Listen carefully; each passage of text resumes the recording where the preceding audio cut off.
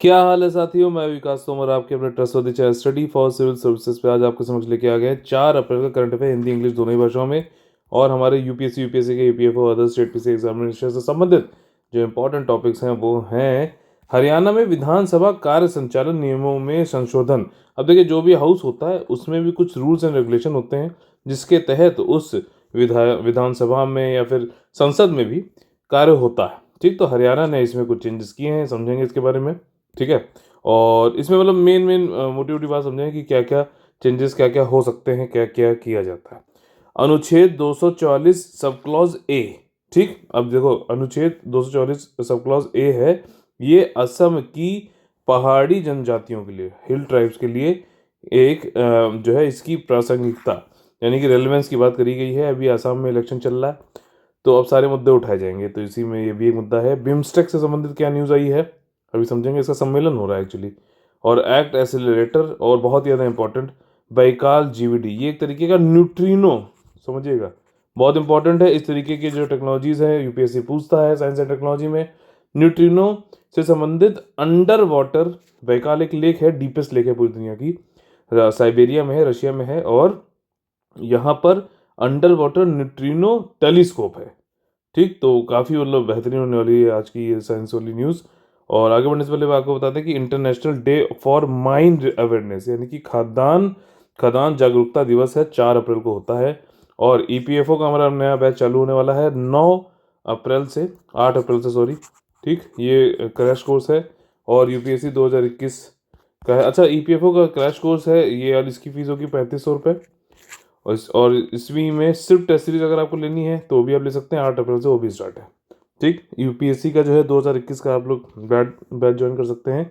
इसमें आपको test series, study material, 1-to-1 guidance पूरा मिलेगा। टेस्ट सीरीज में सिर्फ टेस्ट सीरीज मिलेगी और कुछ नहीं होगा। ठीक, ये चीज़ आपको समझना है, कोई भी स्टडी मटेरियल नहीं मिलेगा। ठीक, टेस्ट सीरीज की फीस होगी 2000 रुपये।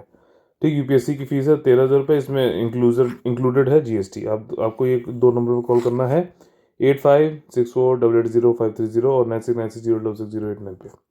ठीक, तो देखिए पहला जो आज की न्यूज़ है हमारी वो है हरियाणा ने अमेंड किया है कुछ rules for conduct of business in assembly. अब असेंबली में कुछ रूल्स एंड रेगुलेशन होते हैं जिसके जरिए कार्य होता है, तो उसको बोलते हैं rules of procedure and conduct of business, यानी कि विधानसभा में अपने नियमों और आचरण के नियमों के तहत कई प्रावधानों में संशोधन किया गया है। ठीक, अब इसमें कई सारे तो देखिए संशोधित हुए, कई सारे नए प्रावधान भी जोड़े गए। ठीक, ताकि इसमें डेकोरम जो है बना रहे हाउस का, और जल्दी से एक्शन लिया जा सके अगर कोई समिति, जो कि स्पीकर यानी कि वहाँ के विधानसभा की पीठासीन अधिकारी ने कोई समिति बनाई है, तो उनके जो सिफारिशें हैं उनको जल्दी से लागू किया जा सके, इसके लिए भी नए प्रोविजंस लाए गए हैं। ठीक, देखिए नए रूल्स जो हैं उसमें एक रूल ये है 76 वाला कि इसमें एटलीस्ट जो है दो मिनिस्टर होने जरूरी हैं किसी भी सिटिंग में। ठीक, अच्छा रूल है। वैसे क्या होता है कोरम, कोरम क्या है कि एटलीस्ट जो है 1/10 यानी कि 10% जो है, जो स्ट्रेंथ है पूरी उसके 10% लोग होना जरूरी है। लेकिन इसमें कहीं ये नहीं होता था कि 2 मिनिस्टर भी रहें। ठीक है, जनरली ऐसा होता है कि 1/10, लेकिन यहाँ पे अच्छा ही एक नया लाए हैं, 2 मिनिस्टर होने को जरूरी है। जब कभी मतलब कॉलिंग अटेंशन मोशन चल रहा हो। ठीक, कॉलिंग अटेंशन मोशन क्या होता है, किसी पब्लिकली इंपॉर्टेंट, सार्वजनिक जो है इंपॉर्टेंट मुद्दे पे जो है अटेंशन लाने की बात की जाती है तो मोशन लाया था, उसको कॉलिंग अटेंशन मोशन। तो ऐसे पे जब कभी बात हो रही तो 2 मिनिस्टर का होना जरूरी है, डेकोरम बना के रखना है, और कोई डॉक्यूमेंट नहीं फाड़ सकते हो आप अब। ठीक, ये हरियाणा की बात हो रही, ध्यान रखना। और सब रूल 46(11) जो है इसमें क्वेश्चन आप आस्क कर सकते हो by the member during the sitting of the house has been substituted. ठीक, ये है। बाकी ये है कि न्यू सब रूल जो है इसमें कई सारे आए हैं। ठीक, इसमें कहा गया 150 वर्ड से ज़्यादा किसी एक साइड के पेज पे ज़्यादा वर्ड नहीं हो सकते, चाहे रिटर्न हो, चाहे हैंड रिटर्न हो, चाहे टाइप्ड हो, और ज़्यादा पढ़ने में दिक्कत होती होगी खैर। और सप्लीमेंट्री क्वेश्चन जो हैं वो shall be held out of the order by the speaker. देखिए अनुपूरक प्रश्न हो सकते हैं अगर स्पीकर अलाउ करे तो, किन किन कंडीशन में, अगर कोई मतलब जो मेन क्वेश्चन पूछा गया था है, जैसे मैंने आप लोगों को बताया था स्टार्ट क्वेश्चन होता है, अनस्टार्ट क्वेश्चन होता है ना। तो स्टार्ट क्वेश्चन में क्या होता है कि आपको सप्लीमेंट्री क्वेश्चन पूछ सकते हो, आपने कुछ पूछा, ठीक, उससे रिलेटेड मंत्री ने जवाब दिया, फिर उसके बाद आप सप्लीमेंट्री अनुपूरक प्रश्न पूछ सकते हो। तो यहाँ पे क्या है कि कुछ सवाल पूछा गया मान लीजिए, फिर उसके बाद अगर स्पीकर को लगता है तो सप्लीमेंट्री क्वेश्चन पूछा सकते हो अगर मेन क्वेश्चन से हटकर जो है कुछ और है तो। ठीक, it does not arise from the main question और इट्स आंसर। मतलब कुछ अलग पूछो ना, वही चीज़ सेम ना पूछो, रिपीट इसलिए है।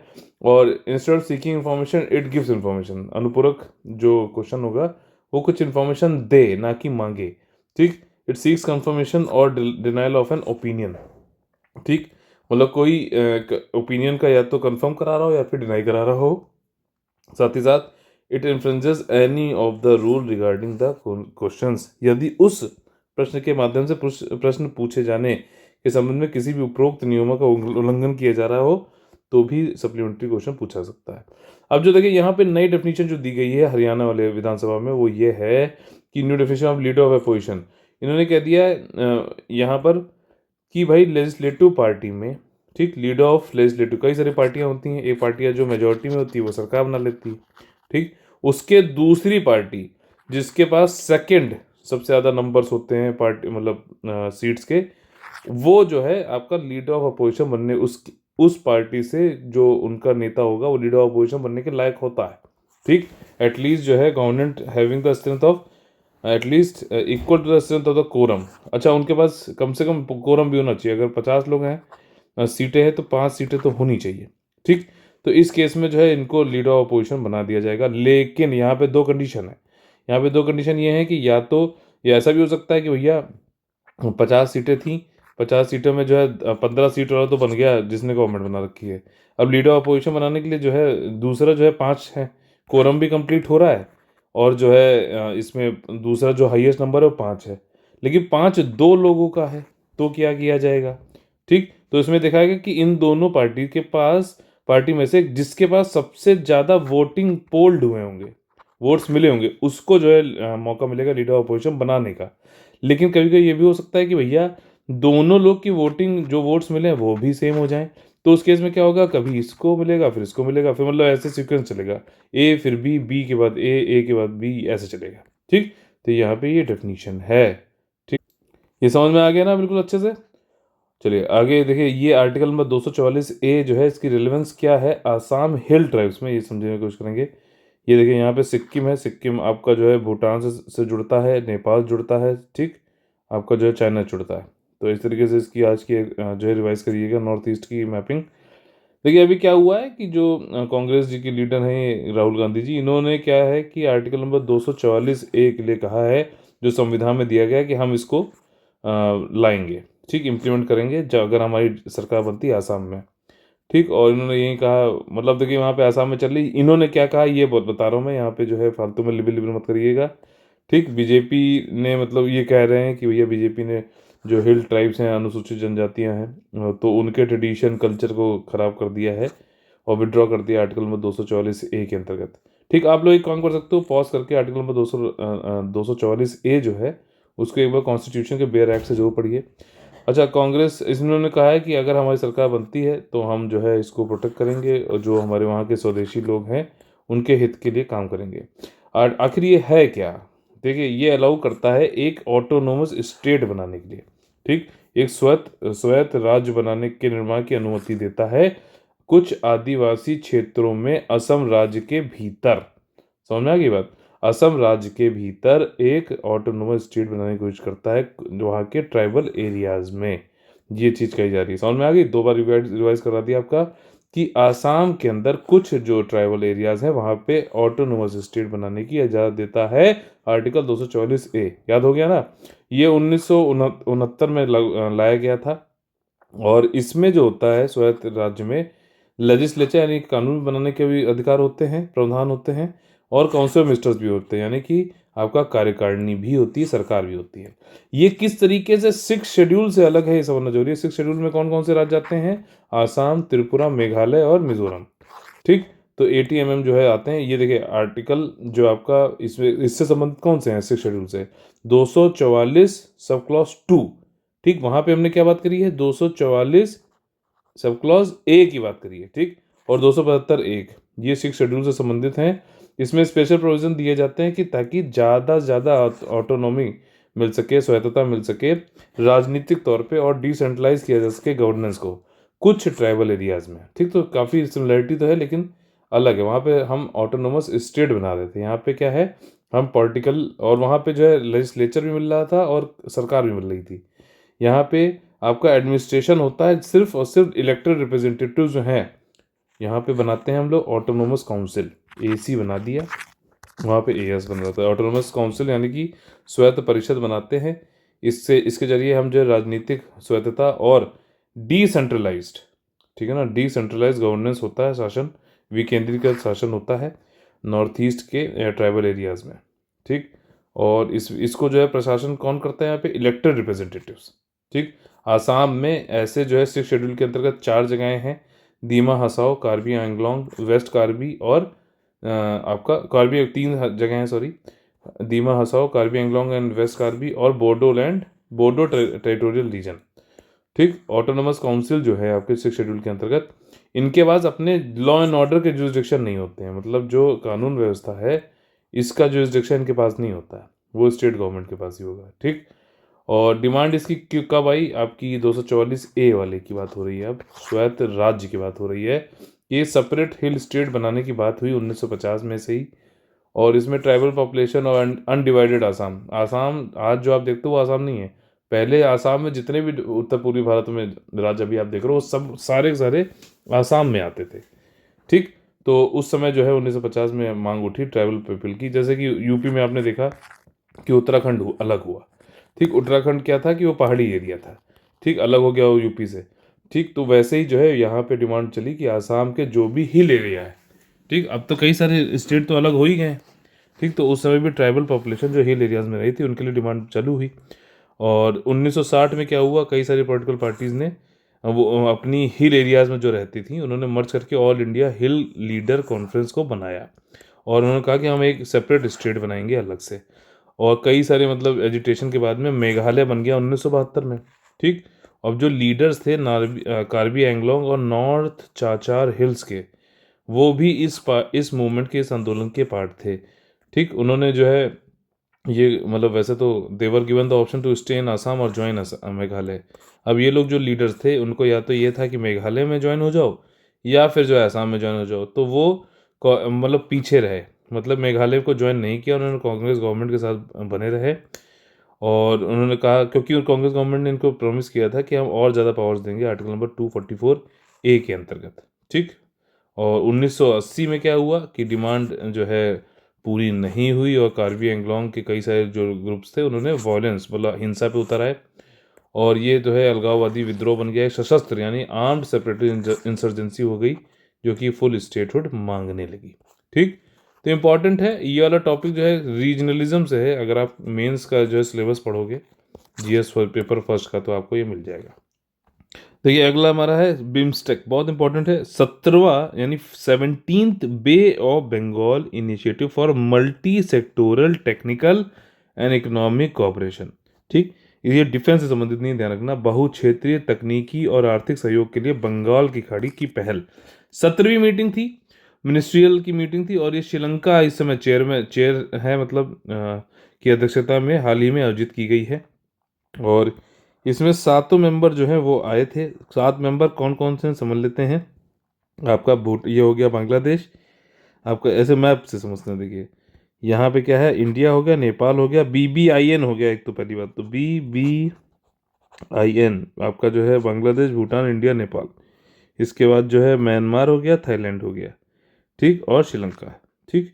तो इसको SMT कर सकते हो, BBIN SMT, ठीक। तो ये वाली हो गया। और पहला समिट देखिए थाईलैंड में हुआ था, और इसी से आप याद कर सकते हो कि बैंकॉक डिक्लेरेशन के थ्रू ही जो है बिम्स्टेक बना था 1997 में। पहला समिट कहाँ हुआ, थाईलैंड में हुआ, पूछ लेता है ये, ध्यान रखना।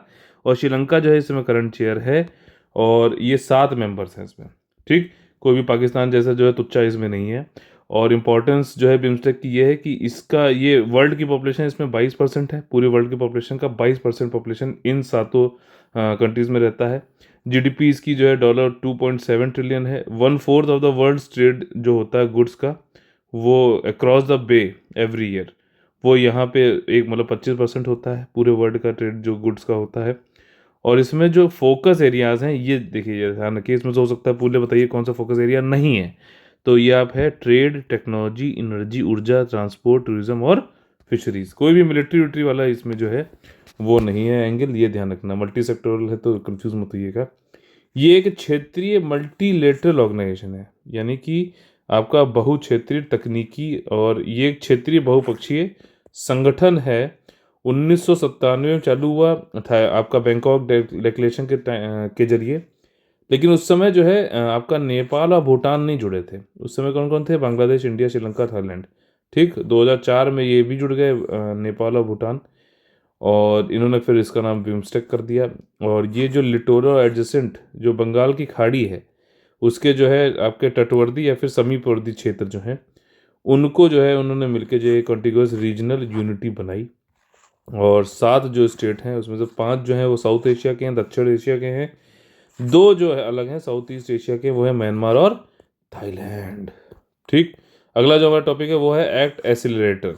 अब देखो सिंपल से यहाँ पे एक चीज़ है कि टेड्रोस, अब देखो यहाँ पे कुछ ये याद रखने वाले हैं। डायरेक्टर जनरल कौन है WHO का? टेड्रोस आधनोम ग्रेबेयेसुस। ठीक, याद हो गया ना, इतना सिंपल नाम है। तो और इन्होंने अपॉइंट किया है कार्ल बिल्ड, ठीक, जो कि स्पेशल एनवॉय हैं, ताकि किस तरीके से कोविड-19 के टूल एक्सीलेटर का जो है हम लोग एक्सेस कर पाएँ। इसको शॉर्ट फॉर्म में एक्ट एक्सीलेटर भी बोलते हैं।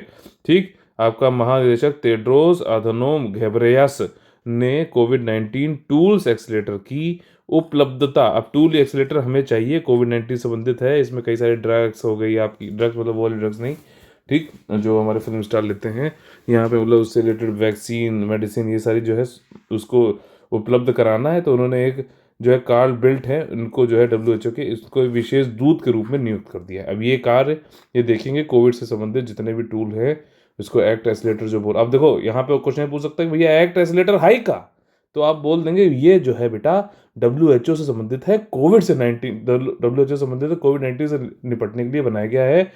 और इसमें कई सारे लोग मिलके जो है कार्य कर रहे हैं एक साथ। जैसे कि अब देखिए पैंडेमिक हुआ, पैंडेमिक को जो है एक राज्य एक संस्था इतनी आसानी से नहीं कर सकती, सबको साथ मिलना पड़ेगा। उसी के जो है देखिए ब्रिंगिंग टुगेदर गवर्नमेंट, साइंटिस्ट, ये सिविल सोसाइटी, सब लोग आएंगे। अब देखो कितने लोग इसको मिल के काम कर रहे हैं एक्ट एसिलेटर के लिए।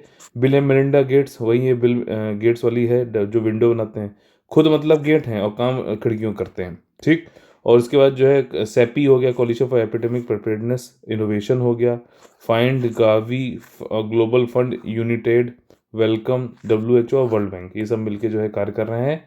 इसमें देखिए एक्ट एसिलेटर है क्या? ये एक तरीके का ग्लोबल कोलैबोरेशन है, सब लोग मिलकर हम ये चाहते हैं तेजी से विकास हो, उत्पादन हो और इक्विटेबल एक्सेस हो। कोरोना वायरस से संबंधित जो नोवल कोरोना वायरस आया है, इससे लड़ने के लिए जो भी टेस्ट हो रहे हैं, ट्रीटमेंट हो रहे हैं, वैक्सीन हो रहे हैं, ये सबको तेजी से हम मतलब इक्विटली डिस्ट्रीब्यूशन भी करें, इसका उत्पादन भी तेजी से हो, इसका विकास भी तेजी से हो, टेस्ट भी तेजी से हो, ट्रीटमेंट भी हो, वैक्सीन भी हो, सबको तक पहुँचे। और इतने लोग मैंने आपको जैसे दिखाया, देखिए कितने लोग काम कर रहे हैं, ये वाली बात है। ठीक, तो ये कार्बोहाइड्रेट जो है ये कलेक्टिव एडवोकेसी करेंगे और ये मोबिलाइज करेंगे सपोर्ट रिसोर्सेज का, और ताकि मतलब 2021 में ज़्यादा से ज़्यादा लोग तक पहुँचे, कोविड-19 को ख़त्म किया जा सके। ठीक, तो एक तरीके से मतलब स्ट्रेटजी है कोविड-19 से निपटने का। और वह विशेष रूप से रोग पुष्टिकरण, चिकित्सा, वैक्सीन, पिलर्स और ये करेक्टर की कटौती के वाले करने वाले काम को संरेखित करने के लिए कठिन है। सिंपल सी जो मैंने बताई हिंदी लैंग्वेज में, इस आसान भाषा में, कि कोविड के जो है टेस्ट, ट्रीटमेंट और वैक्सीन को जो है पहुंचाना है, उसको डेवलप कराना, अच्छे उत्पादन करना है, यही सारी काम इसके लिए, और सबके साथ में मिलकर कोलैबोरेशन, ग्लोबल कोलैबोरेशन किया गया है। ठीक, इंटरनेशनल, नेशनल लेवल पे काम करना है। इसका सिग्निफिकेंस महत्व यही है कि भाई साहब ये जो भी जो वर्ल्ड जो है वैक्सीन अभी निकाल रहा है कोविड-19 के लिए, और नए नए डायग्नोस्टिक, नए नए निदान और स्केलिंग लाइफ सेविंग ऑक्सीजन ये सब दिए जा रहे हैं, बनाए जा रहे हैं, तो इसका अनइवन डिस्ट्रीब्यूशन है अभी। तो इसको वैक्सीन को जो है सबके पास पहुंचाया जाए, सबके जो है टेस्ट अच्छे से हो, ये सारा कार्य बहुत ज़्यादा इंपॉर्टेंट है। पिछले साल में हमें ये भी दर्शाया है कि भैया जो अगर पैंडमिक टाइप की कोई चीज़ आती है तो हम उससे अकेले नहीं, बल्कि हमें ये करना चाहिए कि सबके साथ मिलके हमें सफिशिएंट फाइनेंशियल इन्वेस्टमेंट के साथ में उससे लड़ना चाहिए। ठीक, आज का हमारा सबसे इंपॉर्टेंट जो टॉपिक है, मैं कहता हूँ साइंस और टेक्नोलॉजी से बहुत ज़्यादा इंपॉर्टेंट टॉपिक है, बैकाल जीवीडी। तो देखिए इसमें क्या है, रशिया के साइंटिस्ट ने लॉन्च किया है दुनिया का biggest under water neutrino telescope है।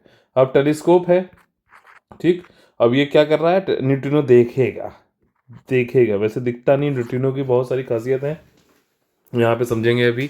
ठीक, और ये बैकाल जो लेक है दुनिया की जो है सबसे डीपेस्ट लेक है साइबेरिया में, और मतलब दुनिया का सबसे डीपेस्ट लेक है और साइबेरिया में स्थित है लेक बैकाल। इसके अंतर्गत ये गीगाटन वॉल्यूम डिटेक्टर, ये अंडर वाटर है, ध्यान रखना, मज़ेदार चीज़ है भाई साहब। और ये बैकाल जीवीडी जो है एक तरीके का मतलब one of the 3 largest neutrino detectors है वर्ल्ड में। इंडिया में भी बन रहा है, तमिलनाडु में बन रहा है, उस जगह क्या नाम है बताइए, ठीक। और जो न्यूट्रिनो डिटेक्टर बन रहा है तमिलनाडु में, वहाँ पे एक मतलब वन्य जीव अभयारण्य है, यानी कि वाइल्ड लाइफ सेंचुरी है। वो कौन सी पास में है उसका भी नाम जो लिखेगा। तो ये जो है बैकाल जीवीडी, ये one of the 3 largest neutrino detectors है वर्ल्ड का। और इसके अलावा कौन कौन से, आइस क्यूब साउथ पोल पे लगा है और एंटेरेस मेडिटेरियन सी में लगा हुआ है। अब देखो ध्यान से सुनो मेरी बात, बैकाल जीवीडी पूछे, आइस क्यूब पूछे, एंटेरेस पूछे, तो ये किससे संबंधित हैं? ये न्यूट्रिनो के डिटेक्टर्स हैं, ठीक। इनकी अगर लोकेशन पूछ ले, एंटेरेस मेडिटेरियन सी में है, आइस क्यूब साउथ पोल में, बैकाल सीवीडी बैकाल लेक में है, साइबेरिया में, रशिया, ठीक। अब देखिए यहाँ पे न्यूट्रिनो की कई सारी खासियत है, मतलब ये समझना जरूरी है। देखिए एक तो ये फंडामेंटल पार्टिकल बोला जाता है। फंडामेंटल पार्टिकल मतलब क्या है कि इससे और इसको डिवाइड नहीं किया सकता, जैसे हमें पता है। अब देखो यहाँ पे कुछ जो नॉन साइंस वाले हैं, बैकग्राउंड वाले, वो ज़्यादा इसमें टेंशन मत लेना, जितना बताता रहो उतना पढ़ लो। वहाँ पे जो है एप्लीकेशन बेस्ड क्वेश्चन पूछता है या फिर सीधे match of the following type का क्वेश्चन पूछेगा, ठीक। और एक ट्रिक भी मैंने बताई थी पहले भी, वो बताऊंगा साइंस एंड टेक के लिए, तो उससे क्वेश्चन आपके आराम से 80-90% हो जाएंगे, ठीक। देखिए जैसे फंडामेंटल पार्टिकल क्या होता है, जो और डिवाइड ना किया जा सके, जैसे कि क्वार्क हैं और फोटॉन हैं, ठीक। एबेंडेंट बहुत ज़्यादा है इनका, जो है जो भी पार्टिकल्स होते हैं विद मास, ठीक। अब न्यूट्रिनोज जो हैं वो बहुत ही ज़्यादा एबेंडेंट है पूरे नेचर में, ध्यान रखना। बस हम उनको देख नहीं पाते हैं और ये हमारी बॉडी के थ्रू मतलब चीर के निकल जाते हैं, हमें पता भी नहीं चलता कितने ट्रिलियंस, ठीक। तो बहुत ज़्यादा एबेंडेंट भी हैं। बस ये है कि ये जो है आसानी से हमारे मतलब फिजिकल पार्ट जो है, कोई भी चीज़ है भौतिक रूप से उसको रोक नहीं पाती है, ठीक। आप ये मत सोचो कि जब दीवार बनाई तो रुक गया, इसके लिए बहुत इंतजाम किया करना पड़ता है इसको। इल्यूसिव है, यानी कि डिफ़िकल्ट तो है, ठीक, लेकिन इम्पॉसिबल नहीं है इसको कैच करना। साइंटिस्ट ने कई सारे जो है इस तरीके के डेवलप किए हैं different types of particle detectors, ताकि हम इनको स्टडी कर सकें। अब देखिए बहुत ही छोटा लिखा हुआ, जो मैं बोल रहा हूँ बस खाली वो सुनता रहे, ठीक। अब देखिए ये 3 तरीके के हैं। ऑसिलेशन क्या होता है कि किधर घूम रहा है, इधर कभी इधर घूम रहा है, कभी इधर घूम रहा है, कभी इधर घूम रहा है, ऐसे। तो ऑसिलेशन जो है इसके 3 तरीके के होते हैं न्यूट्रिनोज, अभी जो है 3 तरीके के बोले जाते हैं। इसको फ्लेवर भी बोलते हैं। न्यूट्रिनो के फ्लेवर 3 तरीके के हैं। एक तो हो गया इलेक्ट्रॉन संबंधित, दूसरा हो गया आपका जो है टाउ से संबंधित, और तीसरा हो गया आपका म्यूऑन से संबंधित, ठीक। 3 ये हो गए। एक और होने की बात हो रही है, अभी समझाएंगे, मिस्टीरियस वाली यहाँ जिससे बात हो रही है, वो कहते हैं कि फोर्थ भी है न्यूट्रिनो, ठीक। फोर्थ भी है जिसको हम लोग स्टेराइल बोलेंगे, स्टेराइल बोलेंगे। तो अभी कौन से 3 है? इलेक्ट्रॉन, म्यूऑन और टाउ, ठीक। लाइट वेट होता है, अरे बहुत हल्का है यार, और लाइट की स्पीड से भी चलता है, समझ लो। ये भी दोनों चीज़ें हैं, ठीक। और न्यूट्रिनो जो है इनके मासेस बहुत इतने छोटे होते हैं कि ये जो है इनको पढ़ना, इनके बारे में इनको समझना काफ़ी मुश्किल होता है। और बाकी जो पार्टिकल्स हैं नेचर में, फंडामेंटल पार्टिकल्स, वो सब हिग्स फील्ड से बने हुए हैं। अब ज़्यादा इसमें बस ज़्यादा उसमें घुसने की जरूरत नहीं है। बाकी पार्टिकल हिग्स फील्ड से बने हुए हैं, हिग्स, ठीक। और ये वाले जो है न्यूट्रिनो जो हैं, इनको एक अदर कुछ और तरीके से इनको मास मिलता है, मतलब इनका वेट, भार तो अलग चीज़ हो गया, इसमें ग्रेविटी जोड़ दोगे मास में तो भार बन जाता है, वेट, ठीक। डाइवर्स बहुत ज़्यादा है। मैं इसको थोड़ा सा टाइम लेके बता रहा हूँ क्योंकि इंपॉर्टेंट है, ध्यान रखना। न्यूट्रिनोज जो है ये क्रिएट होते हैं कई सारे प्रोसेसेस से। अब कहाँ कहाँ से हो सकते हैं इसको समझ लेते हैं। देखिए इसको और बड़ा कर लो। न्यूट्रिनो जो है आपका ये न्यूक्लियर रिएक्शन से हो सकता है, जैसा कि आपका कहाँ कहाँ पे होता है, सन में होता है, ठीक। कैसा होता है? न्यूक्लियर फ्यूजन होता है ना, और न्यूक्लियर फिजन, यहाँ पे फ्यूजन होता है। थर्मोन्यूक्लियर बॉम्ब में भी न्यूक्लियर फ्यूजन होता है। वैसे पार्टिकल डिले में भी बन सकता है अर्थ पर, और एक्सप्लोजन आपका स्टार में होता है, जैसे सुपरनोवा हो गए सब, वहाँ पे बन सकता है। और इसको प्रोड्यूस जो है आर्टिफिशियली भी किया सकता है, पार्टिकल एक्सीलेटर या फिर न्यूक्लियर पावर प्लांट्स में भी ये बन सकते हैं, ठीक। मिस्टीरियस है काफ़ी, जैसे मैंने बताया कि चौथा भी बोला जा रहा है कि हो सकता है स्टेराइल न्यूट्रिनो, विच वुड ये इंटरेक्ट करेगा बहुत ही ज़्यादा rarely than on the others. मतलब जैसे जो अदर थे इलेक्ट्रॉन्स आपका थे, म्यूऑन थे और ताऊ थे, है ना। तो ये तो इंटरेक्ट करते हैं, लेकिन ये स्टेराइल वाला सबसे कम करेगा। और वेरी मिस्टीरियस जो इसके संबंधित जो चीज़ है, साइंटिस्ट की, वो ये है कि if neutrinos are their own anti particles. तो देखिए पूरी दुनिया में ये कहा जाता है कि जो भी इंसान को पता है मैटर पार्टिकल्स आपको पता है, वो पूरे दुनिया का, पूरे ब्रह्मांड का सिर्फ और सिर्फ 5% है। ठीक, समझना, हमें सिर्फ 5% की बात है जो मैटर में पता है। जो नहीं पता है उसको हम क्या बोलते हैं, एंटी मैटर बोलते हैं। ठीक, तो वो इसको एक तरीके से बैलेंस करता है, इसको जो है एक तरीके से इसका अपोजिट है। तो यहाँ पे कह रहे हैं कि न्यूट्रिनो के खुद ये मैटर भी है और उसके खुद के एंटी पार्टिकल भी, एंटी मैटर भी है। इफ दे आर, अगर ऐसा होता है कि ये खुद के एंटी पार्टिकल भी हैं, तो यूनिवर्स की कैसे उद्गम, कैसे ओरिजिन हुआ, ठीक, आफ्टर बिग बैंग, ये हमें समझने में बहुत ज़्यादा मदद पड़ेगी।